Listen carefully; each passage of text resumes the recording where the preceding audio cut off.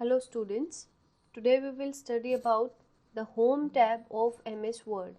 In the last lecture we have discussed that we have various tabs in MS Word like as File, Home, Insert, Design, Page Layout, Reference, Mailing, Review and View. ठीक है, तो आज हम home tab के अंदर जितने भी tools आते हैं, जो जिस भी टैब पे हम क्लिक करते हैं तो नीचे हमारे उस टैब से रिलेटेड टूल्स आ जाते हैं। तो आज हम होम टैब से रिलेटेड जितने भी हमारे पास टूल्स हैं उनको यूज़ करना सीखेंगे। So let's start our lecture. सबसे पहले जो MS वर्ड में सबसे ज़्यादा ज़रूरत जो हमें पड़ती है वो होती है कट, कॉपी और पेस्ट। ठीक है, तो सबसे पहले हम कट, कॉपी और पेस्ट करना सीखेंगे। उसके लिए हम लास्ट लेक्चर में हमने डिस्कस किया था, कुछ सैम्पल के लिए हम एक रैंडम पैराग्राफ ले लेंगे जो हमारे पास 5 पैराग्राफ हमें दे देगा। ठीक है, इन 5 पैराग्राफ पे हम अपने टूल्स को यूज़ करके देखेंगे कि कैसे काम करता है। फर्स्ट टूल हम यूज़ करते हैं जो हमारा यहाँ कॉपी, कट और पेस्ट है, इन तीनों को यूज़ करना सीखेंगे। सबसे पहले हमारे पास है कॉपी। ठीक है, तो जिस भी कंटेंट को हमें कॉपी करना है सबसे पहले हम माउस या कीबोर्ड की हेल्प से उसको सिलेक्ट कर लेंगे। माउस से आप लेफ़्ट क्लिक को प्रेस करके रखेंगे और माउस को मूव करेंगे जहाँ तक आपको एरिया सिलेक्ट करना है, और कीबोर्ड से सिलेक्ट करने के लिए आप शिफ्ट प्लस एरो की का यूज़ करेंगे। ये हमारा पैराग्राफ सिलेक्ट हो गया। अब मुझे इसको कॉपी करना है ताकि मैं इसको दूसरी जगह एज इट इज़ पेस्ट कर पाऊँ। ठीक है, तो इसके लिए मैं यहाँ से कॉपी कर लूँगी। कॉपी हो गया। अब जहाँ भी ये पैराग्राफ मुझे पेस्ट करना है मैं वहाँ पे कर्सर लेके जाऊँगी। इंसर्शन की जो हमारा इंसर्शन पॉइंट है यहाँ पे लेके आऊँगी मैं, और पेस्ट का ऑप्शन पहले डिसेबल था जब तक मैंने कॉपी नहीं किया था, अब ये इनेबल हो गया है। मैं इस पर क्लिक कर दूँगी तो जो पैराग्राफ हमने कॉपी किया था, ये वाला पैराग्राफ, ये सेम पैराग्राफ हमारा नीचे पेस्ट हो गया है। ठीक है, अब कई बार सिचुएशन ऐसी आती है कि हमें एक चीज़ वहीं से कट करके दूसरी जगह पेस्ट करनी है। मीन्स जहाँ से हम कट करेंगे वहाँ से वो रिमूव हो जाएगी और दूसरी जगह वो जहाँ हम पेस्ट करेंगे वहाँ पेस्ट हो जाएगी। ठीक है, तो उसके लिए हम क्या करेंगे, जिस भी पैराग्राफ को हमें कट करना है उसको हम सेलेक्ट कर लेंगे। ठीक है, उसके बाद यहाँ कट दिख रहा है आपको, वहाँ पे आप कट पे क्लिक करोगे और जहाँ भी आपको उस पैराग्राफ को पेस्ट करना है आप वहाँ जाएंगे और पेस्ट कर देंगे। तो जो पैराग्राफ हमने वहाँ से कट किया था वो यहाँ से रिमूव हो गया है। ठीक है, और नीचे जो है वो हमारा पेस्ट हो गया है। तो this was all about cut, copy and paste. जहाँ आपको दो साइमल्टेनियसली कॉपीज चाहिए तो आप कॉपी करके पेस्ट कर लीजिए, और जब आपको किसी कंटेंट को मूव करना है, एक जगह से हटाना है और दूसरी जगह पे लेके जाना है, तो आप उसको कट और पेस्ट करेंगे। अब इन तीनों को यहाँ से करने के बजाय हम शॉर्टकट कीज़ कीबोर्ड की यूज़ करते हैं। कॉपी करने के लिए Ctrl+C हम यूज़ करते हैं, Ctrl+C। कट करने के लिए हम Ctrl+X यूज़ करते हैं, और पेस्ट करने के लिए हम Ctrl+V का यूज़ करते हैं। ये शॉर्टकट्स आप ध्यान रखेंगे। उसके बाद जो हमारा नेक्स्ट है फॉर्मेट पेंटर।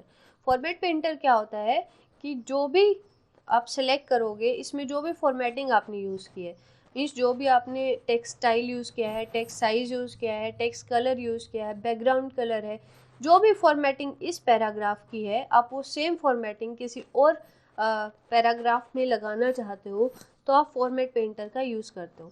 ठीक है, इसको समझने के लिए सबसे पहले हम जो ये हमारा फ़ॉन्ट वाला ग्रुप है, फ़ॉन्ट के जो टूल्स हैं, फ़ॉन्ट पे एडिटिंग की जो टूल्स हैं वो यूज़ करना सीखेंगे। उसके बाद फॉर्मेट पेंटर को डिस्कस करेंगे। ठीक है, तो ये हमने अभी तक जो डिस्कस किए, कट, कॉपी, फॉर्मेट पेंटर और पेस्ट, ये हमारे क्लिप बोर्ड के टूल्स हैं। मीन्स क्लिप बोर्ड इनका ग्रुप है, उसके टूल्स हैं। अब ये फ़ॉन्ट ग्रुप आ गया, इसके टूल्स को हम डिस्कस करते हैं। सबसे पहले जो आपको कैलिब्री बॉडी दिख रहा है, ये हमारा फ़ॉन्ट स्टाइल है। मीन्स आपके फ़ॉन्ट का क्या स्टाइल है, आपका फ़ॉन्ट कैसा दिखता है।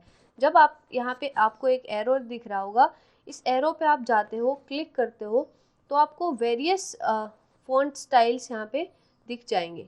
इनमें से कोई भी आप अपने पैराग्राफ के ऊपर लगा सकते हो, आपका पैराग्राफ वैसा ही दिखेगा जैसे ये फ़ॉन्ट यहाँ पे दिख रहे हैं। जैसे आप कर्सर लेके जाओगे आपका पैराग्राफ जो है वो चेंज भी होता रहेगा। देखिए आपका पैराग्राफ चेंज हो रहा है। जो आपको अच्छा लगता है यहाँ से आप वो टेक्स्ट स्टाइल सिलेक्ट कर सकते हैं, ठीक है। फॉर एग्जांपल मैंने ये सिलेक्ट कर लिया। उसके बाद जो नेक्स्ट 11 आपको लिखा दिख रहा है ये हमारा टेक्स्ट साइज़ है। यहाँ से आप टेक्स्ट का साइज़ इंक्रीज़ कर सकते हो। फॉर एग्जांपल अभी ये 11 साइज़ है, जैसे मैं इसको बढ़ाऊँगी आप ध्यान देंगे यहाँ पे हमारा जो टेक्स्ट का साइज़ है वो इंक्रीज़ होगा।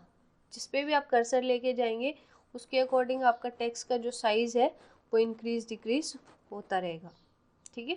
मान लो मैं यहाँ पे 20 साइज़ ले लेती हूँ इसका, ठीक है।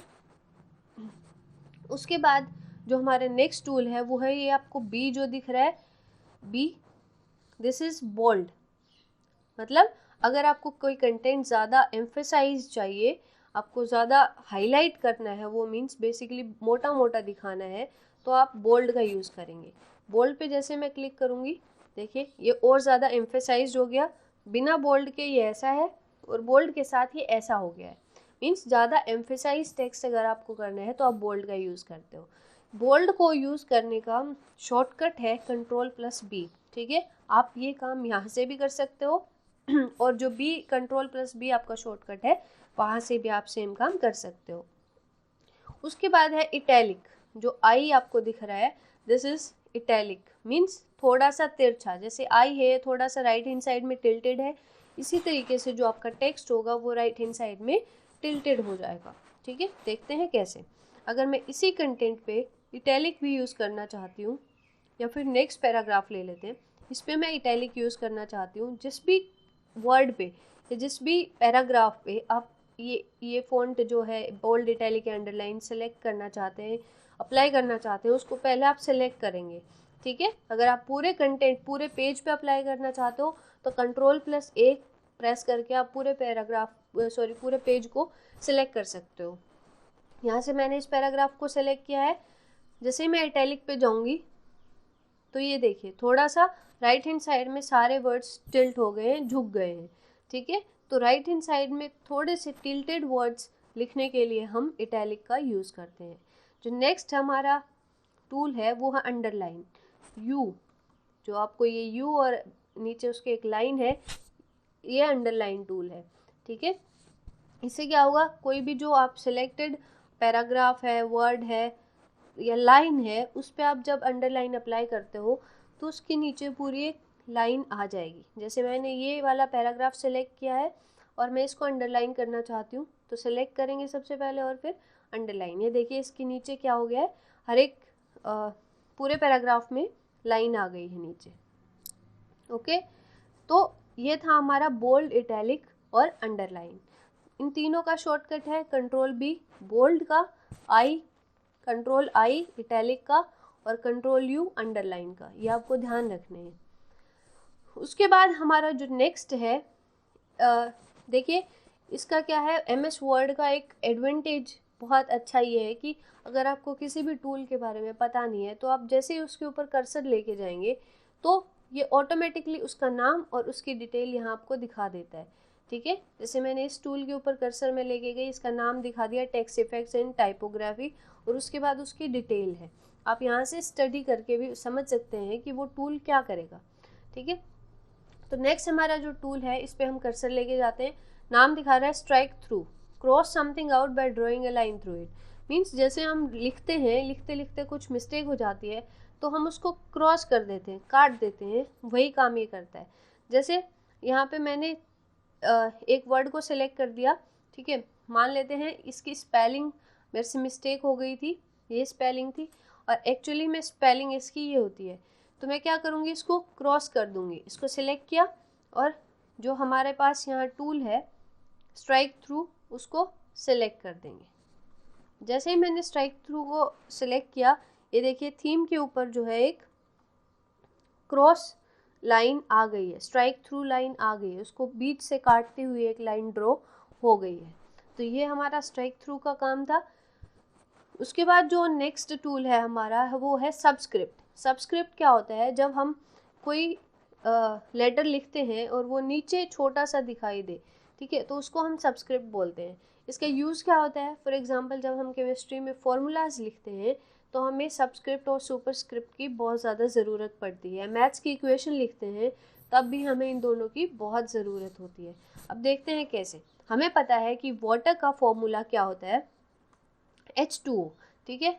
तो अगर मैं ऐसे लिखूंगी तो ये ठीक नहीं है, क्योंकि 2 जो है वो H के नीचे होता है छोटा सा, ठीक है। तो उसको लिखने के लिए हम क्या करेंगे, यहाँ से सबस्क्रिप्ट को सिलेक्ट करेंगे, ठीक है।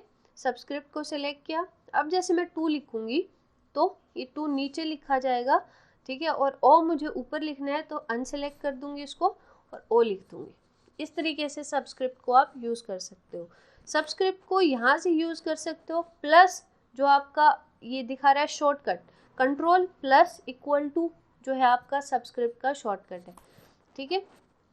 फॉर एग्जांपल मुझे लिखना है H2SO4, तो H2 मुझे नीचे लिखना है तो कंट्रोल प्लस इक्वल टू मैं प्रेस करूँगी, 2 S मुझे ऊपर लिखना है, फिर से मैं कंट्रोल प्लस इक्वल प्रेस करूँगी, ठीक है। अब S लिखना है, S देन O लिखना है, अब 4 अगेन नीचे लिखना है, कंट्रोल प्लस इक्वल प्रेस करूँगी और 4 लिख दूँगी।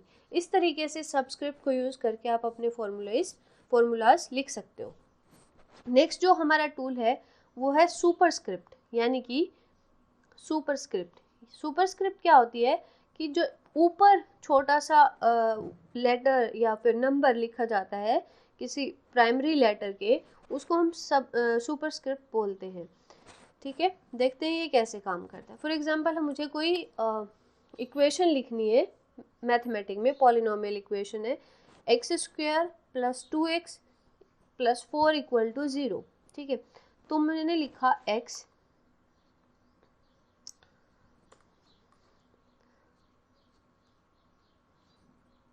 ठीक है, मैंने लिखा x, मुझे ऊपर 2 चाहिए। अगर मैं ऐसे 2 लिखूंगी तो चलेगा नहीं, क्योंकि स्क्वायर में 2 ऊपर होता है, ठीक है। तो हम क्या करेंगे, सुपरस्क्रिप्ट को सिलेक्ट करेंगे 2, ठीक है। देन नीचे मुझे प्लस लगाना है तो फिर इसको अनसेलेक्ट करेंगे, प्लस 2x + 4 = 0। ये हमारी इक्वेशन हो गई। इस तरीके से कुछ भी कंटेंट हमें ऊपर जब लिखना होता है छोटा सा, तो हम सुपरस्क्रिप्ट का यूज़ करते हैं। I hope it is clear now. उसके बाद हम देखते हैं फॉर्मेट पेंटर क्या होता है। फॉर्मेट पेंटर क्या होता है कि जैसे ये जो मेरा पैराग्राफ है, इस पे जो भी फॉर्मेटिंग है, जैसे इसका ये टेक्स्ट स्टाइल है, ये टेक्स्ट साइज है, ये बोल्ड मैंने कर रखा है, ठीक है, ये सेम स्टाइल नेक्स्ट जो ये मेरा पैराग्राफ है इसमें मुझे अगर कॉपी करना है तो मैं फॉर्मेट पेंटर का यूज़ करती हूँ। देखते हैं कैसे। पहले जिस पैराग्राफ का स्टाइल आपको कॉपी करना है उसको आप सिलेक्ट करेंगे, ठीक है। उसके बाद फॉर्मेट पेंटर पे क्लिक करेंगे।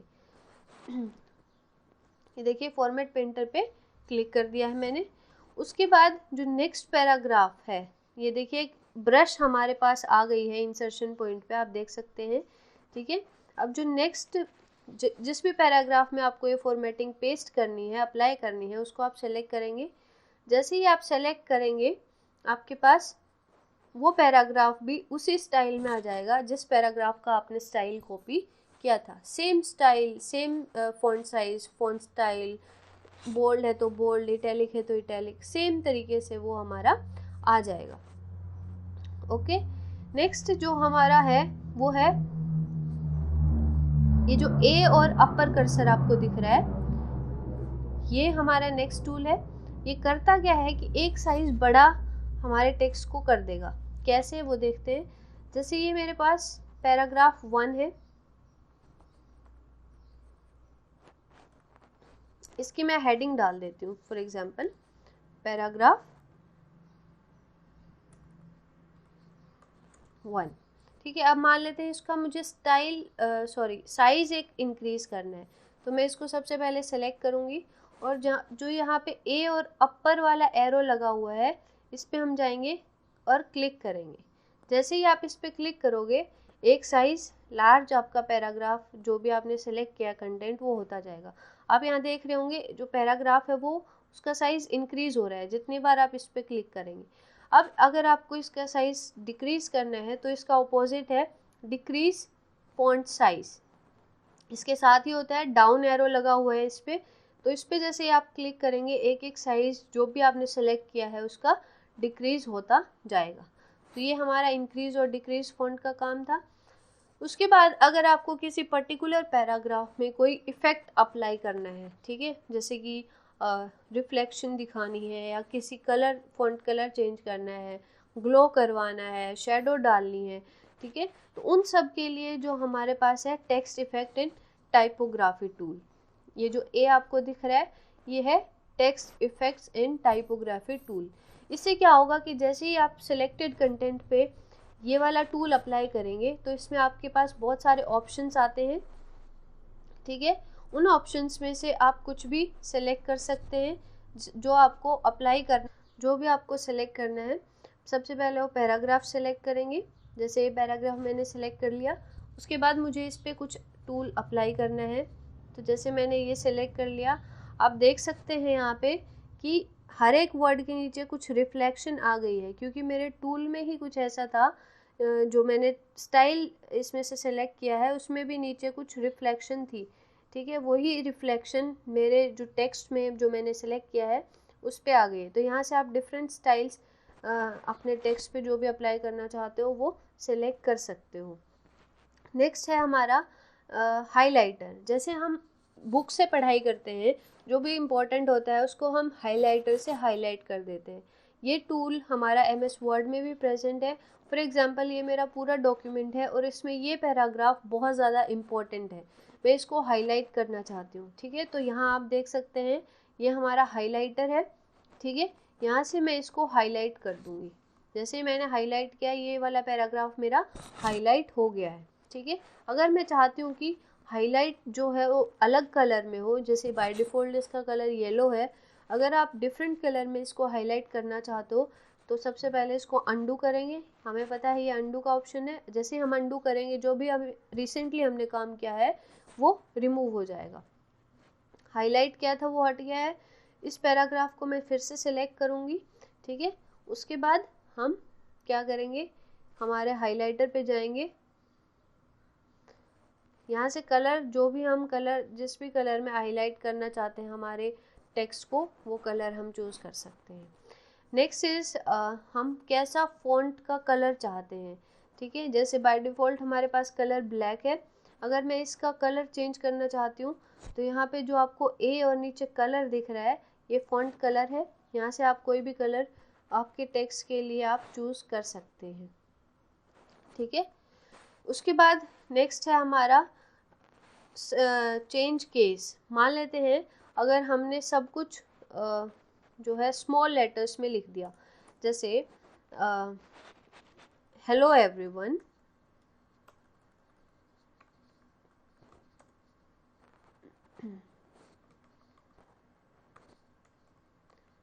ठीक है, मैंने ऐसे लिख दिया।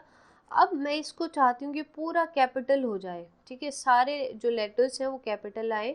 तो यहाँ पे हमारा जो चेंज केस वाला टूल है इस पर हम जाएंगे और क्या करेंगे, अपर केस कर देंगे। सारे लेटर्स आप देख सकते हैं यहाँ पे अपर केस हो गए हैं, सारे कैपिटल हो गए हैं। यहीं से आप डिफरेंट कर सकते हैं। सब लोअर केस में अगर आपको चाहिए तो आप लोअर केस सेलेक्ट कर सकते हैं, यहाँ पे सारे लेटर्स लोअर केस हो गए हैं, ठीक है। इसी तरीके से अगर आपको टॉगल करना है, मीन फर्स्ट लेटर जो है हमारे पास स्मॉल आए बाकी सब लार्ज आए, तो यहाँ से आप मतलब टॉगल कर सकते हैं। अपर केस लोअर केस में टॉगल हो रहा है, जैसे ये अपर केस है, आप जैसे आप टॉगल करेंगे तो ये लोअर केस बन जाएगा। तो इस तरीके से आप जो सेंटेंस का केस है वो यहाँ से चेंज कर सकते हैं, अपर केस लोअर केस, ठीक है। कैपिटलाइज ईच वर्ड, यानी कि दो वर्ड है हमारे पास हेलो और एवरीवन, दोनों वर्ड्स का जो फर्स्ट लेटर है वो कैपिटल हो जाएगा। देख लेते हैं, तो हेलो एवरीवन। इस तरीके से आप केस चेंज कर सकते हैं यहाँ से। नेक्स्ट जो हमारा टूल है वो है क्लियर ऑल फॉर्मेटिंग्स। इससे क्या होगा कि जो भी आप सिलेक्टेड टेक्स्ट होगा आपका, उसकी सारी फॉर्मेटिंग्स रिमूव हो जाएंगी। मतलब जो भी आपने उस पर text size, text style, colour, background colour, जो भी चेंजेस किए हैं सब हट जाएंगे, और जैसा वो पैराग्राफ इनिशियली था जब आपने लिखा था वैसा ही उसका स्टाइल हो जाएगा। तो करके देख लेते हैं। मैंने पैराग्राफ सेलेक्ट किया है और इस पर मैं क्लियर ऑल फॉर्मेटिंग्स कर रही हूँ। तो बाय डिफ़ॉल्ट जो पैराग्राफ मैंने शुरू में लिखा था वो इस तरीके का था, इसकी सारी फॉर्मेटिंग्स रिमूव हो गई हैं और ये फिर से इसी तरीके का बन गया है। ठीक है, उसके बाद ये था हमारा पूरा फॉन्ट फैमिली के टूल्स, ये हमने क्लियर कर लिए हैं। नेक्स्ट हमारा है पैराग्राफ फैमिली। पैराग्राफ फैमिली में क्या होता है कि सबसे पहले नंबरिंग होती है, नंबरिंग, बुलेट्स। मतलब मान लो आपके पास कुछ ऐसा कंटेंट है जिसको आप नंबरिंग देना चाहते हो। फॉर एग्जांपल मैं बोलूँ फ्रूट्स नेम आपको लिखने हैं, ठीक है, तो जैसे क्या लिख सकते हो, एक तो नंबर 1, नंबर 2, नंबर 3, या फिर ABCD, या फिर सिंपल डॉट लगा सकते हैं, एरो लगा सकते हैं। तो इस तरीके से हम उनको कैटेगराइज करते हैं। ठीक है, तो जिनमें हम नंबरिंग देते हैं या फिर लेटर्स यूज़ करते हैं, फॉर एग्जांपल 1 2 3 4 5 या फिर ABCD, ठीक है, तो इनको हम नंबर्ड बोलते हैं, नंबर्ड लिस्ट। ठीक है, और अगर हम सिंपल डॉट लगा रहे हैं, एरो लगा रहे हैं, ठीक है, तो इसको हम क्या बोलते हैं, बुलेटेड लिस्ट बोलते हैं। फॉर एग्जांपल अगर मैं लिखना चाहती हूँ नंबर्ड लिस्ट, तो यहाँ पे आप देख सकते हैं, यहाँ पे एरो जो है उस पर जाते ही आपके पास बहुत सारे ऑप्शंस आ जाते हैं। आप ऐसे 1 2 3 लिखना चाहते हो, ऐसे ऐसे ऐसे ABCD 1 2 3, जिस भी जो भी आप चाहते हो उसको आप सिलेक्ट कर लोगे। और यहाँ देख सकते हो पहला पॉइंट A आ गया है। जैसे यहाँ मैंने लिख दिया एप्पल, जैसे ही आप एंटर करोगे नेक्स्ट पॉइंट ऑटोमेटिकली आ जाएगा। ठीक है, इस तरीके से आप अपने डिफरेंट जितने भी आपको नंबरिंग लिखनी है आप लिख सकते हो। अब मैं चाहती हूँ कि जो भी मेरे कलर्स हैं वो मैं बुलेटेड लिस्ट में चाहती हूँ, मीन्स नंबरिंग नहीं देना चाहती उनको। तो ये बुलेटेड लिस्ट है, इस पर एरो पे आप क्लिक करोगे तो बहुत सारे बुलेट्स के आपको ऑप्शन मिल जाएंगे। यहाँ से आप इनमें से कोई भी सिलेक्ट कर सकते हो। फॉर एग्जाम्पल अगर मैं ये सिलेक्ट करती हूँ, यहाँ पे मैं लिखती हूँ रेड, ग्रीन, जैसे ही आप एंटर करोगे नेक्स्ट पॉइंट हमारा ऑटोमेटिकली बन जाता है। ये हमारी क्या है, बुलेटेड लिस्ट है, और ये हमारी नंबर्ड लिस्ट है। तो ये इन दोनों का काम है। उसके बाद है अगर हमें एक पॉइंट के अंदर डिफरेंट पॉइंट्स ऐड करने हैं, ठीक है, तो हम क्या करते हैं, ये हायरार्की मल्टी लेवल लिस्ट हमारे पास दे रखी है, इसका हम यूज़ करते हैं। अब ये कैसे होगा, फॉर एग्जांपल आपने कोई लिखा फर्स्ट पॉइंट, ठीक है, उसके बाद जैसे आपने लिखा ABC, कुछ भी आप लिख सकते हो, उसके बाद ऑटोमेटिकली सेकंड पॉइंट आ गया, बट आप फर्स्ट पॉइंट का ही फर्दर कोई सब पॉइंट लिखना चाहते हो, जैसे 1.1, जैसे हमारा मैथ्स में फर्स्ट चैप्टर होता है, फिर उसकी एक्सरसाइज 1.1 होती है। 1.1 का जो फर्स्ट एग्जाम्पल होता है उसको 1.1.1 बोलते हैं, 1.1 का सेकेंड एग्जाम्पल होता है उसको हम 1.1.2 बोलते हैं। इस तरीके से हमें अगर नंबरिंग करनी है तो हम क्या करेंगे, यहाँ पे जाएंगे, यहाँ पे हमारे पास बहुत सारे ऑप्शन है, इनमें से हम कोई भी सिलेक्ट कर सकते हैं। सपोज मैंने ये सिलेक्ट कर लिया, तो यहाँ पे अगर मैं लिखती हूँ सेकंड नहीं चाहिए मुझे, चाहिए 1.1, ठीक है, तो बाय डिफ़ॉल्ट मैं यहाँ कुछ भी लिख सकती हूँ। जैसे ही आप एंटर करोगे 1.2, 1.3 सब ऐसे आता जाएगा। ठीक है, मान लो आप 1.4 मुझे नहीं चाहिए, 2 चाहिए, तो बैक स्पेस प्रेस करेंगे, हट गया, और 2 लिख देंगे।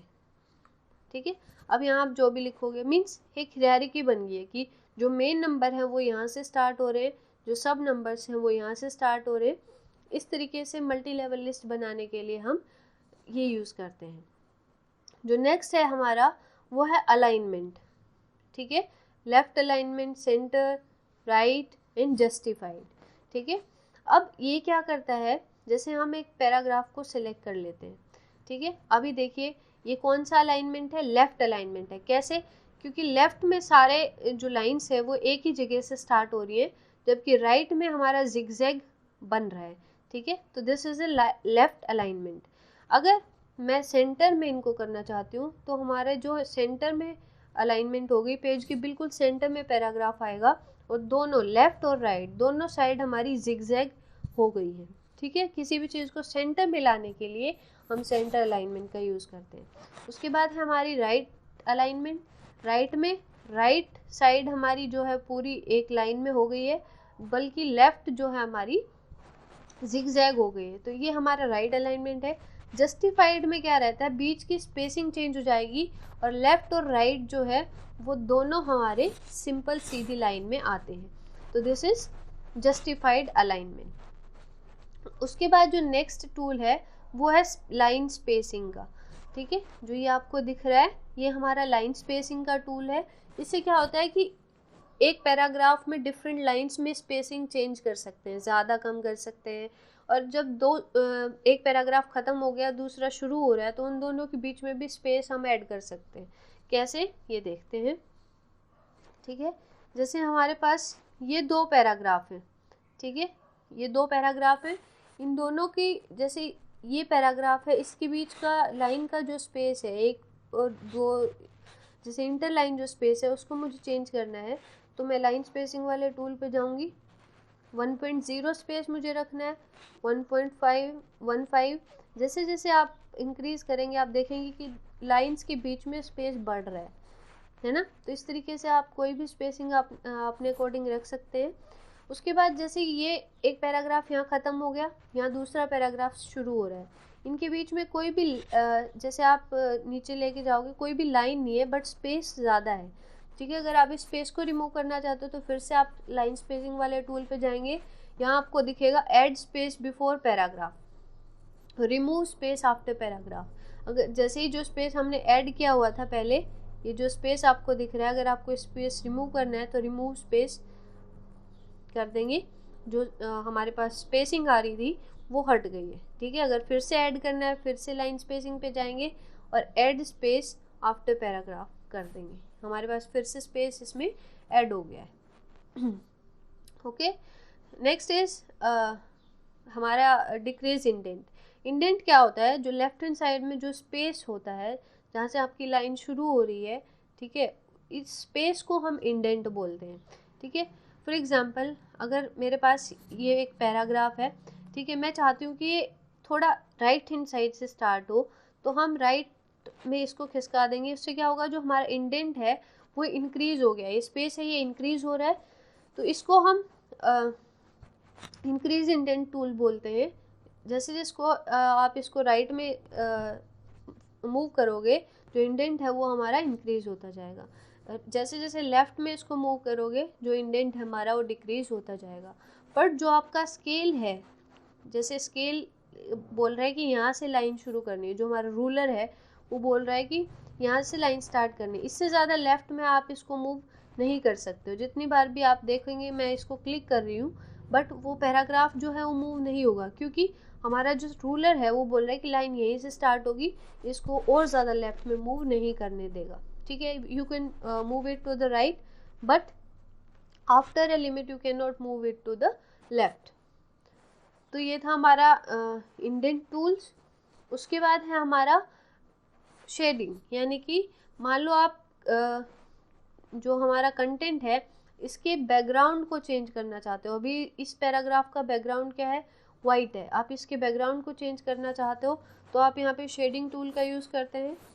यहाँ पे जो एरो है उस पर क्लिक करेंगे और इनमें से कोई भी कलर जो आपको चाहिए वो देखिए, वो नीचे कलर जो है वो चेंज होता रहेगा ऑटोमेटिकली, वो कलर आप सिलेक्ट कर लेंगे जो आपको चाहिए।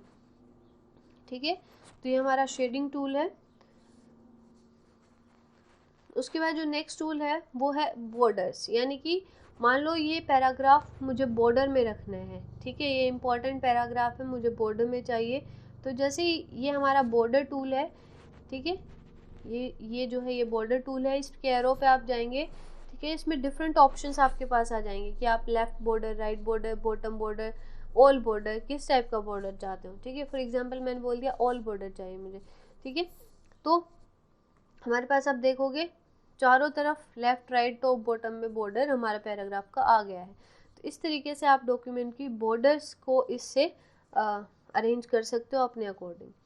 ठीक है, जो नेक्स्ट टूल है हमारे पास A to Z जो ये लिखा हुआ है, ये हमारा सॉर्टिंग टूल है। मीन्स इससे हम अपने कंटेंट को सॉर्ट कर सकते हैं असेंडिंग या डिसेंडिंग टाइप में। ठीक है, फॉर एग्जांपल मेरे पास 5 स्टूडेंट्स के नाम है, राम, गीता, सीता, ठीक है, एंड गायत्री, 4 नाम है।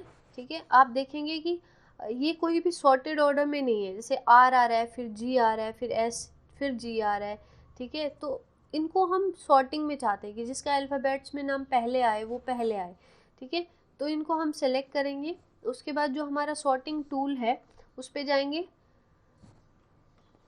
इसके बाद आपके पास आ गया है असेंडिंग या डिसेंडिंग। आप किस वे में इसको सॉर्ट करना चाहते हो। असेंडिंग मतलब बढ़ते हुए क्रम में और डिसेंडिंग मतलब घटते हुए क्रम में। ठीक है, बढ़ते हुए क्रम में मतलब ए वाला पहले, फिर बी, फिर C, D, 1 2 3 4। Descending means Z, then Y, X, opposite. ठीक है, और डिसेंडिंग अगर नंबर की टर्म में बात करूँ तो 10 9 8 7 ऐसे उल्टा।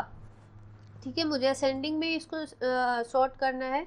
तो अब देखो सीक्वेंस पूरी चेंज हो गई है। गायत्री पहले आ गया है, जी जी, क्योंकि जी से 2 हमारे वर्ड्स थे, बट जी के बाद ए पहले आता है ई से, तो ये पहले आ गया। इस तरीके से हमारी पूरी सॉर्टिंग हो गई है। एस वाला जो नाम था वो सबसे लास्ट में चला गया। ठीक है, अगर मान लो यहाँ पे मैं एक और नाम ऐड कर देती हूँ, ज़्यूस। ठीक है, और फिर से मैं इसको सॉर्ट करती हूँ। सॉर्टिंग पे जाएंगे, असेंडिंग में सॉर्ट करना है। तो देखो ज्यूस मैंने सेकंड नंबर पे लिखा था, बट वो लास्ट पे आ गया है। ठीक है, सॉर्टिंग हो गई है क्योंकि। तो ये था हमारा पैराग्राफ टूल्स। इसमें एक और रहता है, ये है हमारा हाइड और शो करने के लिए सिंबल्स को। फॉर एग्जांपल जैसे हम स्पेस देते हैं, ठीक है, तो हमें वो स्पेस एक जगह दिखती है खाली, बट एक्चुअल में सिस्टम के लिए वो कुछ सिंबल है जो उसने वहाँ पे लिखा है। ठीक है, और एंटर जब हम करते हैं तो वो भी एक सिंबल है जो सिस्टम के लिए एक सिंबल है, और हमारे लिए सिर्फ एक हमें दिखता है कर्सर नेक्स्ट लाइन में चला गया बिना कुछ किए।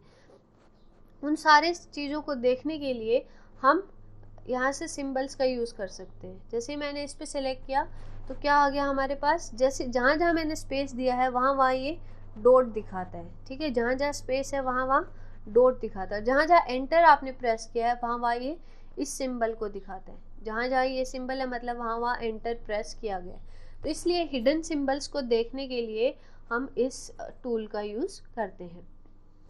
नेक्स्ट हमारा स्टाइल वाला ग्रुप आ गया है। स्टाइल ग्रुप से क्या होता है कि बाय डिफ़ॉल्ट हमारे पास कुछ टेम्पलेट्स हैं, हम उन टेम्पलेट्स को यूज़ करके अपने डॉक्यूमेंट की फॉर्मेटिंग कर सकते हैं।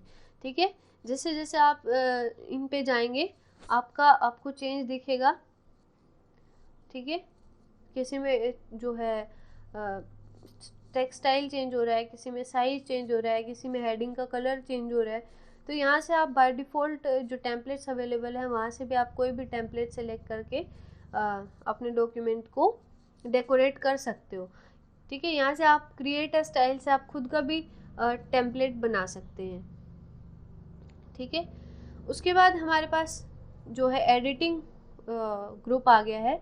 एडिटिंग ग्रुप में हमारे पास 3 टूल्स अवेलेबल है, फाइंड, रिप्लेस एंड सेलेक्ट। ठीक है, तो फाइंड, रिप्लेस और सिलेक्ट, जैसे नाम से ही पता लग रहा है कोई भी वर्ड अगर हमें डॉक्यूमेंट में फाइंड करना है तो हम फाइंड का यूज़ करते हैं। फाइंड पे जैसे मैंने क्लिक किया, ठीक है, फाइंड पे आप यहाँ से क्लिक भी कर सकते हो और इसका शॉर्टकट है Ctrl+F, वहाँ से भी आप फाइंड को सेलेक्ट कर सकते हो। अब यहाँ पे हमारे पास एक विंडो ओपन हो गई है जहाँ पे हमारे पास एक टेक्स्ट बॉक्स है, वहाँ हम कुछ भी लिख सकते हैं। फॉर एग्जांपल मुझे राम सर्च करना है कि मेरे डॉक्यूमेंट में राम कहाँ कहाँ आ रहा है।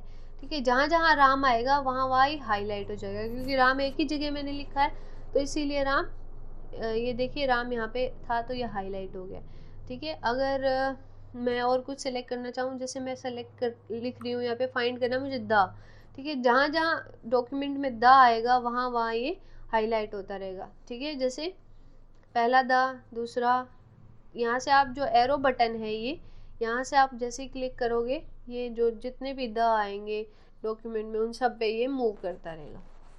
इस तरीके से आप फाइंड कर सकते हो कोई भी वर्ड आपके डॉक्यूमेंट में।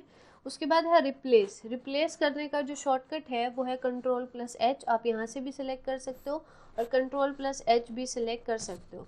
अब हमें क्या फाइंड करना है, ठीक है, हमें फाइंड करना है राम, ठीक है, और जहाँ जहाँ राम है वहाँ वहाँ हम चाहते हैं कि मोहन हो जाए, ठीक है। तो यहाँ पे कई सारे ऑप्शन है। पहला है रिप्लेस। रिप्लेस क्या करेगा, डॉक्यूमेंट में इसको जो पहला राम मिलेगा उसको मोहन से रिप्लेस कर देगा, ठीक है। Replace all. रिप्लेस ऑल से क्या होगा कि जितने भी डॉक्यूमेंट में जितने भी राम मिलेंगे वो सब मोहन से रिप्लेस हो जाएंगे, ठीक है। और फाइंड नेक्स्ट से हम क्या कर सकते हैं, हमें ये दिखाएगा कि राम कौन से प्लेस पे है जो हम रिप्लेस करना चाहते हैं, ठीक है। एक ही राम है, फाइंड नेक्स्ट करूँगी तो इसने बोल दिया कि एंड ऑफ डॉक्यूमेंट आ गया, कि आप शुरू से सर्च करना चाहेंगे। तो इस तरीके से ये सारे ऑप्शन हैं। उसके बाद जैसे आपको मोर एक ऑप्शन दिख रहा है, यहाँ पे क्लिक करेंगे तो इसमें है मैच केस। मैच केस क्या होता है कि जिस तरीके से आपने यहाँ पे लिखा है, जैसे are capital, A small, M small, इसी तरीके से जहाँ पे राम लिखा होगा सिर्फ वो ही रिप्लेस होगा। अगर कहीं पे small R, small A, small M लिखा हुआ है राम, तो वो रिप्लेस नहीं होगा, ठीक है। तो ये मैच केस का काम होता है, means upper case lower case को भी वो मैच करेगा लेटर्स के साथ, ठीक है। तो जैसे ही मैं चाहती हूँ कि जितने भी राम ऐसे लिखे हैं या किसी भी तरीके से, क्योंकि मैच केस को मैंने चेक नहीं किया है, मीन्स राम जो लिखा हुआ है चाहे वो अब कैपिटल लेटर में है, स्मॉल लेटर में, वो सारे राम मोहन से रिप्लेस हो जाएं, तो मैं रिप्लेस ऑल कर दूंगी, ठीक है। जैसे ही हम रिप्लेस ऑल करेंगे ये बताएगा कि we made one replacement, means एक राम था जो मोहन से रिप्लेस हो गया है। ओके कर देंगे, इसको क्लोज कर देते हैं।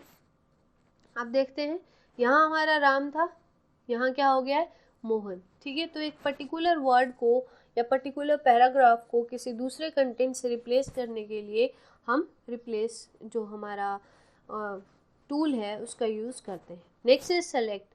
सेलेक्ट टूल हमारा किसी भी पर्टिकुलर ऑब्जेक्ट को या पूरे डेटा को सेलेक्ट करने के काम आता है, ठीक है। जैसे सेलेक्ट ऑल हम करेंगे तो सारा कंटेंट जो है हमारा सेलेक्ट हो जाएगा। So this was all about our home tab, ठीक है। हमने सब टूल्स का यूज़ करके देख लिया है होम टैब में।